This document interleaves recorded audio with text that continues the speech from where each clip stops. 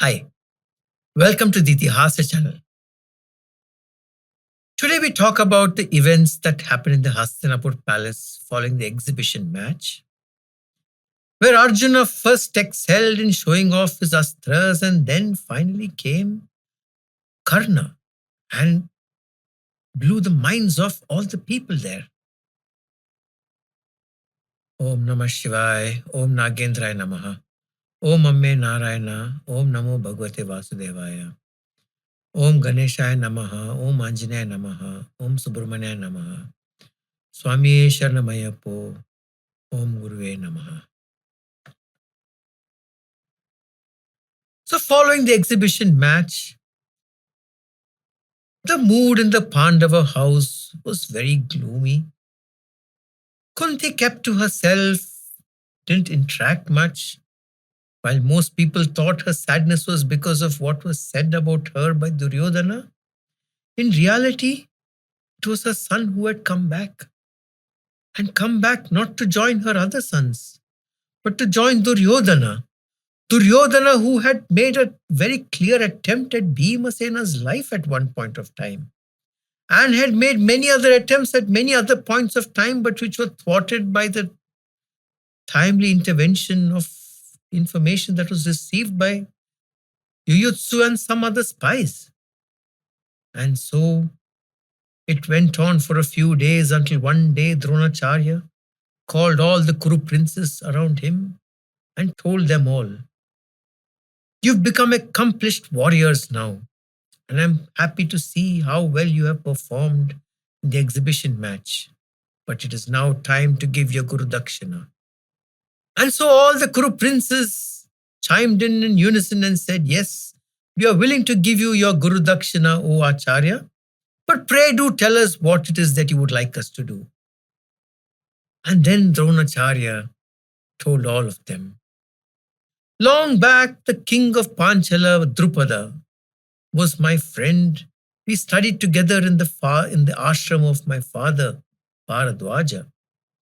But at one time, success and arrogance got to his head, and he had insulted me quite badly.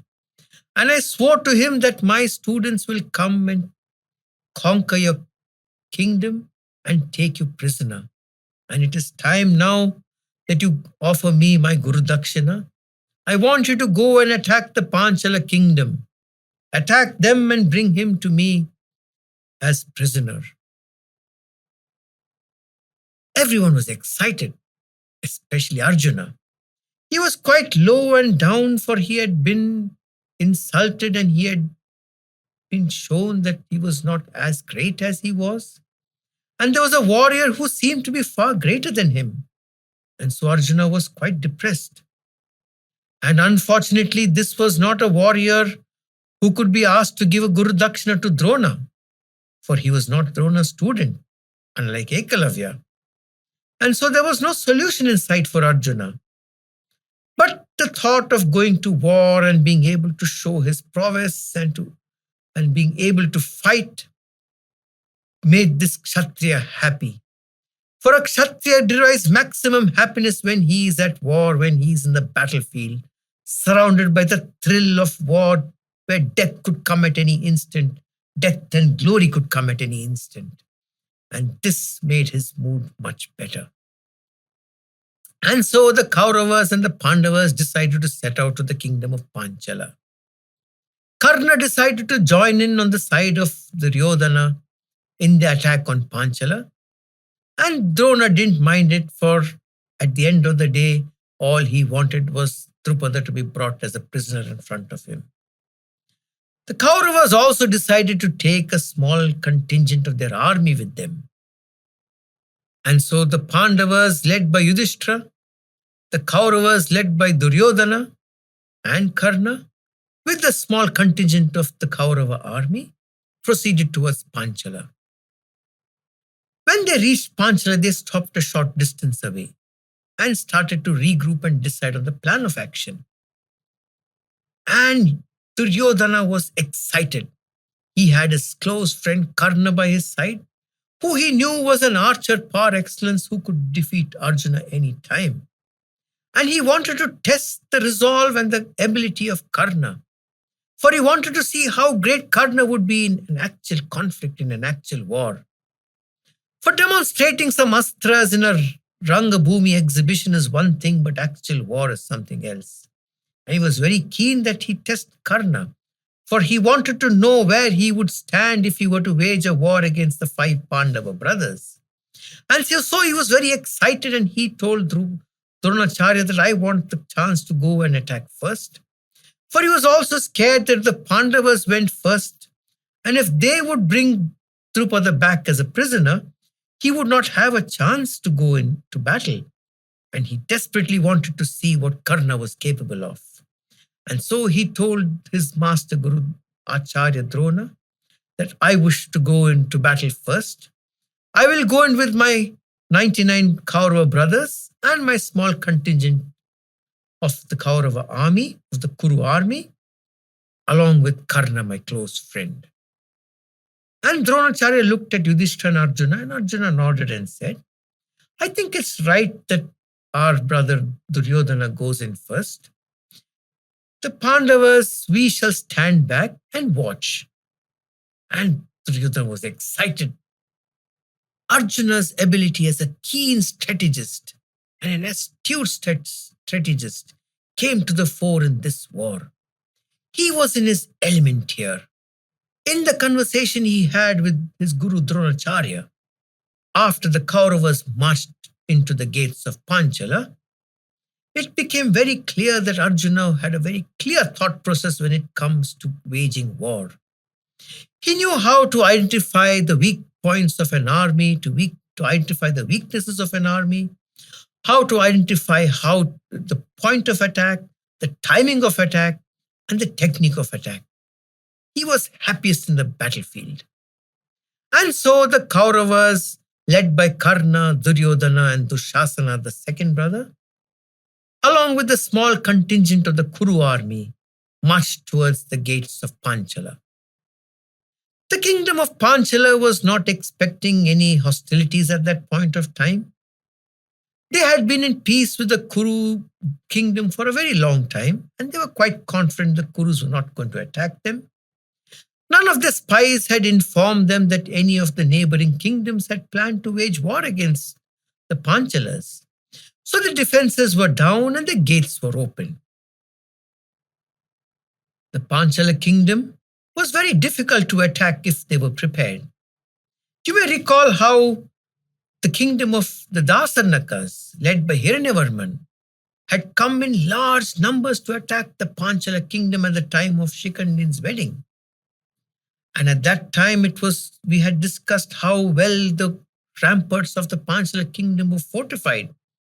It would have been a very long siege that Hiranyavarman would have to prepare on the Panchala kingdom if he had to get into the walls of the Panchalas. But here today, since there was no threat of the enemy, it was peacetime and there was bountiful crops and everyone was involved in the crops and the soldiers were on leave. The gates of the Panchala kingdom were open and in trooped the Kaurava brothers with the small contingent of the Kuru army. As the Kauravas started marching into the Panchala kingdom and entering the capital city of Kampila, Arjuna, sitting back with his Guru Dronacharya, started to discuss with Dronacharya what was going on in his mind. They were seated a few yojanas away on a hill under a tree, just the five Pandavas and Guru Dronacharya. Arjuna told his Guru Dronacharya with a glint in his eye, "From what I have heard, Drupada is no mean warrior. He is said to be a Mahabharata. I have heard stories where he has single-handedly routed whole armies. He is a formidable archer. He is taught by own father, the great Rishi Bharadwaja." Arjuna smiled and told his Guru Dronacharya that Duryodhana is going to be in for a surprise. Let us see what he can do. I am quite sure that he is going to be no match for the brave Drupada, who is an archer of immense capacity. There are very few Maharathas who can combat and equal Drupada in war? And Drona nodded, for he knew his friend was a great archer. And he also told Dronacharya, it is good that they go in first, for they will weaken the army and they will tire them out. And once the Panchala army is tired and weakened, we shall then go in and attack. And I also wish to tell you, O great Acharya, that I think just the four of us should go, Yudhishthira shouldn't attack. Yudhishthira is going to be the prince and the king of the Kuru dynasty. It is not right to put his life in danger. Let me, Bhimasena, Nakul and Sahadeva, just the four of us go and attack. And Dronacharya nodded, for he knew Yudhishthira would be the weak link in that wheel. And they would have to spend their time protecting Yudhishthira against the brave Panchala army and Drupada. And it wouldn't do right, so it's better if Yudhishthira stayed back. And so Dronacharya smiled to himself and knew that finally his Shishya, his favorite Shishya Arjuna, is getting out of that absolutely horrible time that he had experienced at the Rangabhumi exhibition. And he's getting out of that forlorn look that he had always had following that. And the smile and glow in his face was unmistakable of a Kshatriya warrior who is waiting to get into battle and win. And this brought peace and calm to Drona's mind, who was worried about Arjuna's state of mind. And so the great Kaurava army, with Karna and Duryodhana at its head, marched into Kampila in regimented fashion. And as they entered the capital city, Kampila, they were in for a bit of a shock. Now, the city of Kampila was an impregnable fortress when its guard was up. And once its ramparts were breached, the invading forces had to contend with the next obstacle in their attack, its unique architectural layout. The city itself was laid out in multiple concentric circles with broad circular roads, crisscrossed by narrow roads along the radius of these circles, with the town square at the center of each layout. And the grand palace lay at the center of the city, right in between multiple such circular layouts. So any invading force would have to take a combination of wide circular roads and narrow connecting roads, unless you knew the city like the back of your hand. There were secret connecting roads between these wide circular roads, connecting various such circular layouts to the central palace.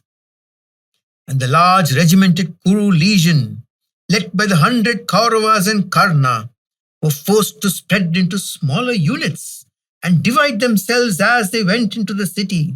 As they started riding deeper and deeper into the heart of Kampila city, the roads started becoming narrower and narrower, and they had to go in single file. And they knew that this was dangerous. But they started going and started creating a din and shooting their arrows randomly in the air, when suddenly the people of Kampila realized they've been attacked. And Drupada, in absolute horror, realized that the Kauravas, the Kuru family, was attacking. He couldn't understand why, for he had no enmity with the Kuru army and with the Kuru kings. But here they were, right at his doorstep. In absolute frenzy, he called his commander-in-chief Satyajit and asked his soldiers to get his chariot ready. Satyajit immediately got onto his chariot, and the white, beautiful chariot of 4 steeds, drawn by 4 steeds, was brought ready for Drupada. In absolute haste, he started putting on his armor, and just in time got onto his chariots and filled them with the quivers filled with arrows. And then began the counter-assault. Drupada started riding at breakneck speed across the various roads of Kampila, which he knew like the back of his hand. It seemed like his chariot was in multiple places at one time. At one point, he would be at the crossroads of one square, and in another instant, he would be at another crossroads of another square. And the city of Kampila had a maze of roads getting narrower as it reached the city square.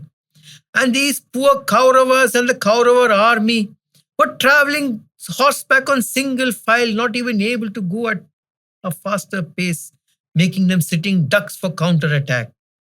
And the great Drupada started showing his archery. Rains of arrows started falling down on these poor Kauravas. They were getting impaled from all sides. They would see the white flashing chariot of Drupada on one town square, start to organize themselves to attack it, when suddenly it would appear behind them and a rain of arrows would flow on them from the back. And as these poor Kaurava brothers and the contingent of the Kuru army started getting impaled by the numerous arrows of Drupada, as if this wasn't enough, the people of Kampila came out of their houses and started attacking these poor soldiers who were in single file with whatever utensil they could muster. You had old and young, women and children coming out with their pans and their pots and throwing it on these poor soldiers who were quite clueless on how to react to this kind of warfare. This kind of guerrilla warfare was completely new to them. And these soldiers who were on leave would bring out whatever swords or spears or arrows that they had in their house and would start shooting down arrows from their windows. Here the Kaurava army was fighting an unseen attacker. These soldiers were shooting arrows from windows out of sight, and arrows were coming out of houses and impaling these poor soldiers and these Kaurava brothers from every place. Where the arrows missed, they were hit on their head and their body with pots and pans. And soldiers would suddenly present themselves and appear out of nowhere from a house and attack and drag these poor soldiers, these Kuru soldiers down and beat them up. In the meantime, Karna started using his powers of archery to deadly effect against whichever soldier he would see in front of him. But the narrow roads of Kampila made it difficult for him to use his large Vijay bow with adequate effect. He realized that Drupada was not a mean archer. Drupada was an archer far better than he was. For at that point of time, Karna was just an Atirata who could fight with maybe say 60,000 or two sets of 60,000 soldiers.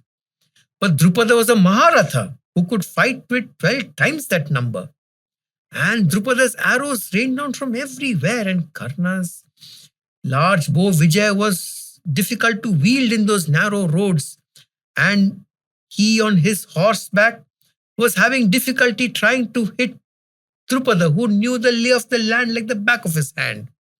There would be a time when Drupada would be in front of him, and as Karna would start raining down arrows on him, Drupada would disappear from that square and come from another point and start raining down arrows on him. This utter confusion where arrows were coming down from places where these people didn't have a clue. Where people with pots and pans were coming and dragging these soldiers down from the horses and beating them senseless. Where arrows were raining out of houses as if it were coming from the bowels of hell. It started to injure and take a toll on the Kuru army. Numerous Kuru soldiers lay wounded and dying on the roads of Kampila. Many of the Kaurava brothers were impaled by arrows that seemed to come from unimaginable places.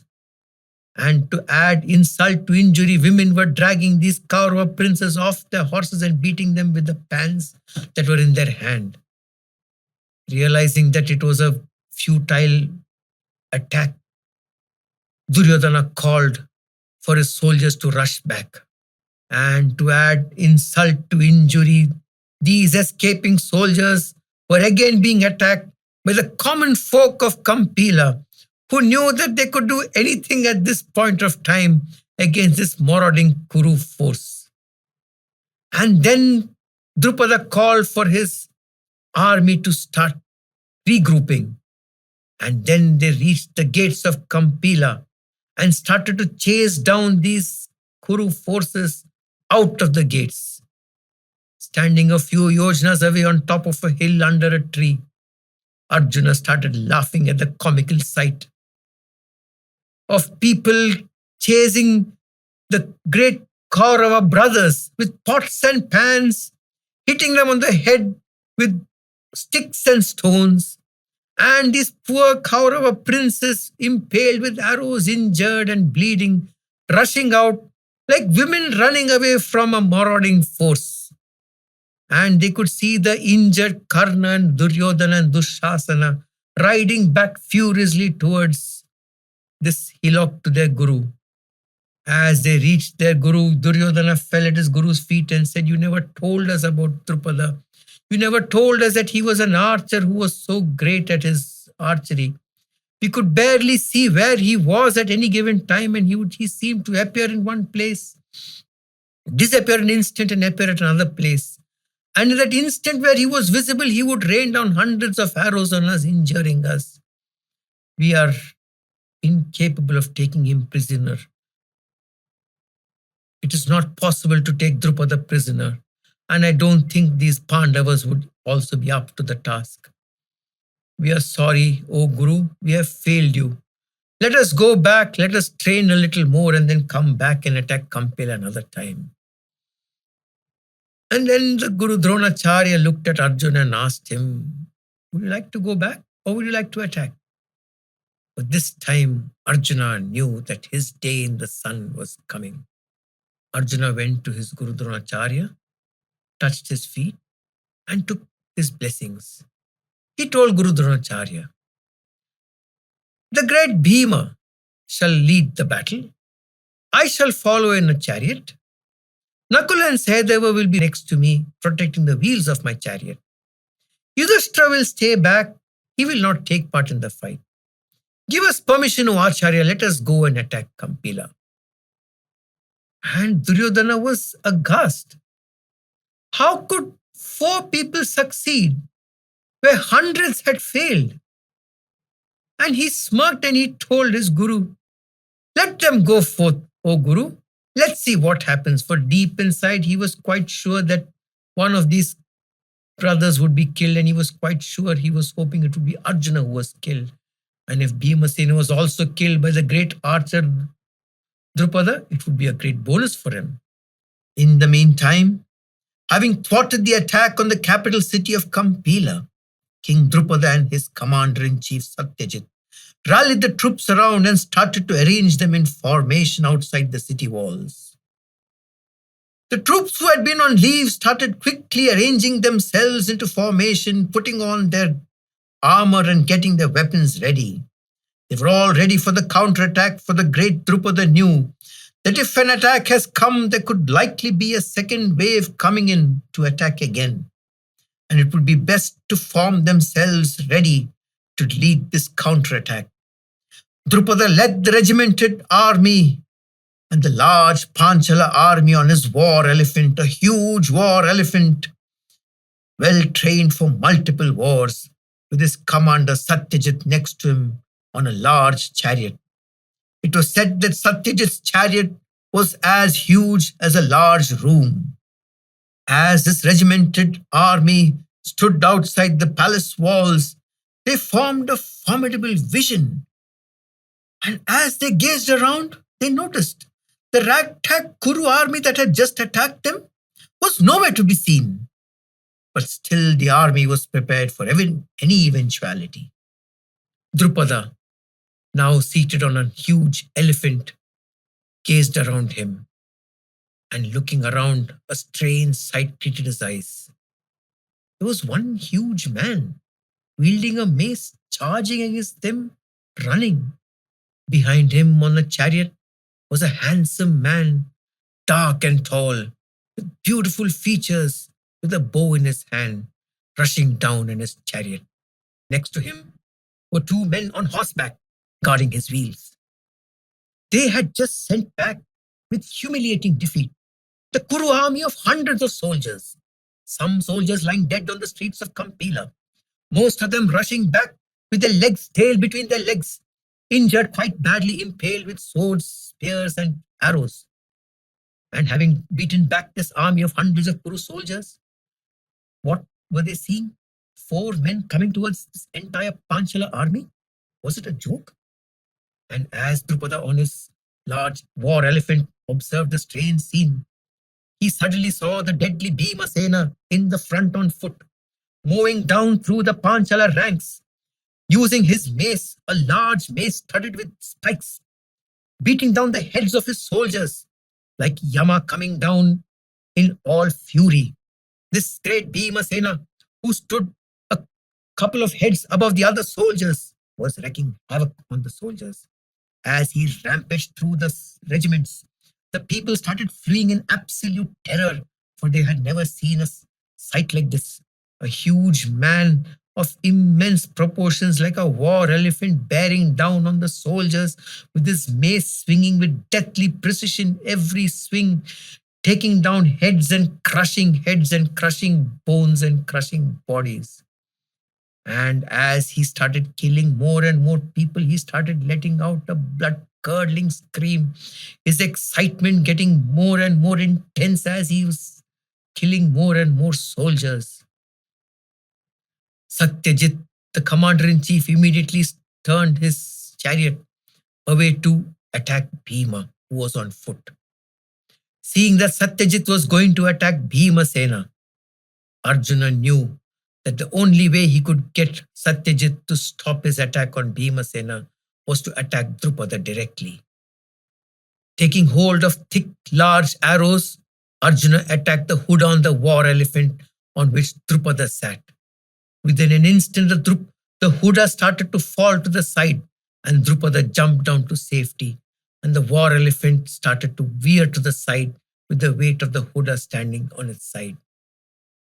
The moment Satyajit realized that his king was down on the ground, he veered away from Bhimasena and came to the rescue of his king.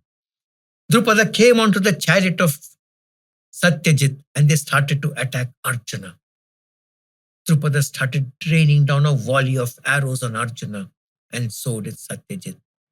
But they marveled at the absolute blur the way in which Arjuna's hands were moving. Arjuna's hands moved from the quiver of arrows to the bow, and the arrows were flowing down like rain. They marveled at the beautiful way in which Arjuna shifted the bow from his left to his right hand, and with equal efficiency would start raining down arrows on them. He was a formidable opponent, but that didn't stop them from admiring the beauty and grace with which he let loose his arrows. Arjuna was like a dark colossus on a chariot, raining down arrows all around him.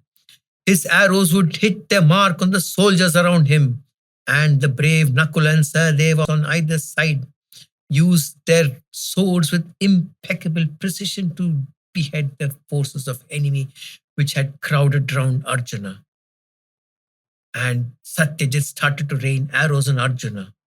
Arjuna realized that he had to get Drupada alive, for which he had to cut down Satyajit.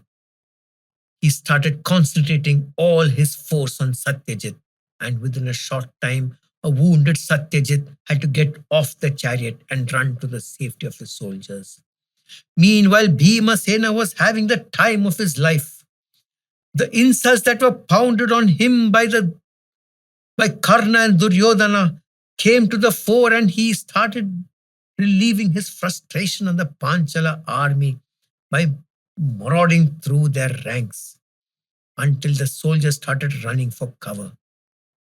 Meanwhile, Drupada started to attack Arjuna. It was a beautiful duel, and at some point the soldiers forgot there was a battle going on and started marveling at the marvelous way in which the great Arjuna was shooting arrows and their own king Drupada was retaliating. There came a point when Arjuna struck down the central shaft of the chariot of Drupada, making it wobble. He then shot an arrow to the Sarthi, who was killed in an instant.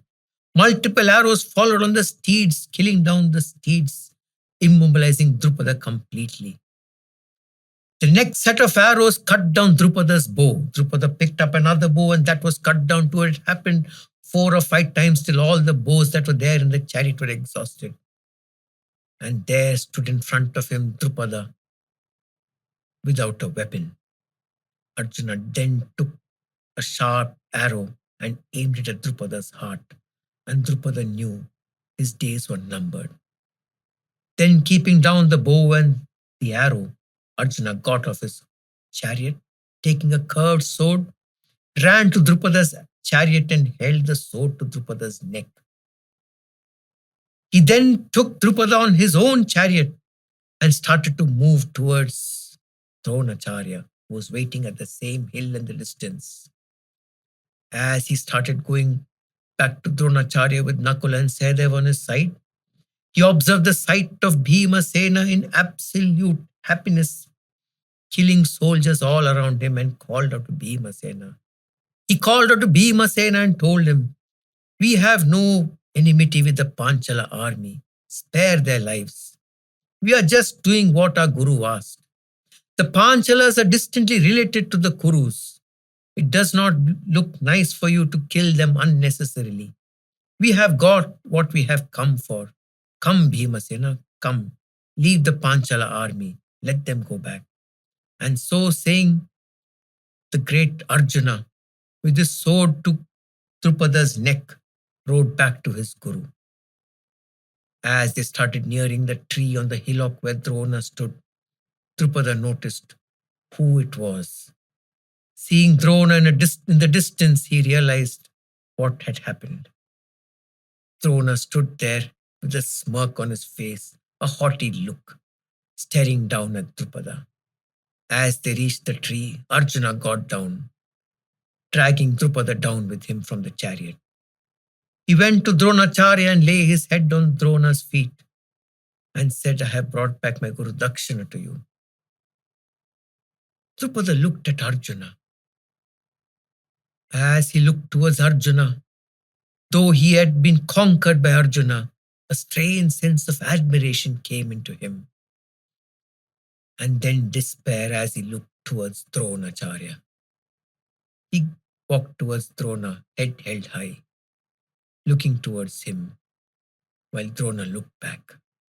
And Drona smiled at him and said, "I had promised you once that I will come and I will conquer you. I will conquer your kingdom, not just me. My students who I have trained will conquer you. And today the students who I have trained have conquered you. My favorite Shishya Arjuna has single-handedly brought down your commander-in-chief and has brought you down as a prisoner towards me. My student Bhimasena has laid waste your contingent, and your army lays in disarray. But I am a noble Brahmana. I bear no long-lasting ill will towards you. All I wanted from you was your friendship and half your kingdom. And today, now that my favorite student Arjuna has brought you here, I would again like to give my hand to you in friendship. I don't want you as my enemy. I want you as my friend. I offer the hand of friendship to you. I would like to still go by the decision we had taken as students. The promise you had made to me as a student, I want you to just fulfill it. Give me half your kingdom. Though now I'm in a position of strength and you're in a position of weakness, you're in no position to disagree with me. But I offer my hand as a friend. But I extend my hand in friendship to you. Give me half your kingdom, and I will want you as your friend, as a friend for the rest of my life. And Drupada was stunned. No Kshatriya would behave like this. If a Kshatriya were to attack a kingdom and conquer a king and take him prisoner, he would definitely kill the king. For he knows that if he let the king go, that king would eventually come back and kill him. No Kshatriya would take the insult of being imprisoned lightly and would never forgive a person who had imprisoned him. For the only answer to being imprisoned was to kill the other person. But Dronacharya was a Brahmana and he didn't know the code that the Kshatriyas would go by. He offered friendship to Drupada, a friendship which was destined to end in the death of one of them. And Drupada smiled and said, I accept your friendship, O Brahmana. I accept the deal we had made as children once in your father's ashrama. You may take half the kingdom. And Dronacharya said, in that case, I will take half your kingdom. The part of your kingdom that lies north to the Ganga will be mine, and the part of your kingdom that lies south to the Ganga will be yours. You may rule over the southern part of the kingdom up to the Charmavati river, and I shall rule over the northern part. And so saying, he hugged Drupada and said, we shall remain friends for life. But deep in Drupada's heart, the insult that he faced at the hands of Dronacharya would never be forgotten. At the same time, as he looked at Arjuna standing next to his guru in all humility, he realized that Arjuna was just doing what his guru asked him, that Arjuna was just giving back the Gurudakshina that Dronacharya had asked of him. And he knew that this was a noble man standing in front of him, the great warrior Arjuna. While he had shot down arrows towards Arjuna, he saw the flawless skill with which Arjuna had shot arrows. He marveled at the beauty at which Arjuna had fought against him. And he knew that if there was one man who could conquer Dronacharya, it would be this Shishya Arjuna. It would be this Shishya who would eventually be able to conquer Drona back. And he knew one thing for sure. He wanted Arjuna on his side, but he had no daughter to offer Arjuna in marriage. So how was he going to do it? And therein, at that point of time, arose in Drupada the seed of anger against Dronacharya, a seed that would give rise to one of the most beautiful births in the Mahabharata. A birth so phenomenal that if there was one scene that we should be able to witness ever in our life, it would be the birth of that divine being, of those divine beings.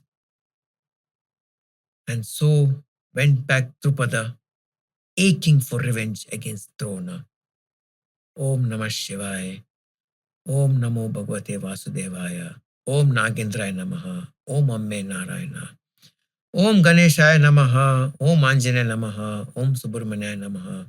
Swami Sharanamayapo. Om Guruve Namaha.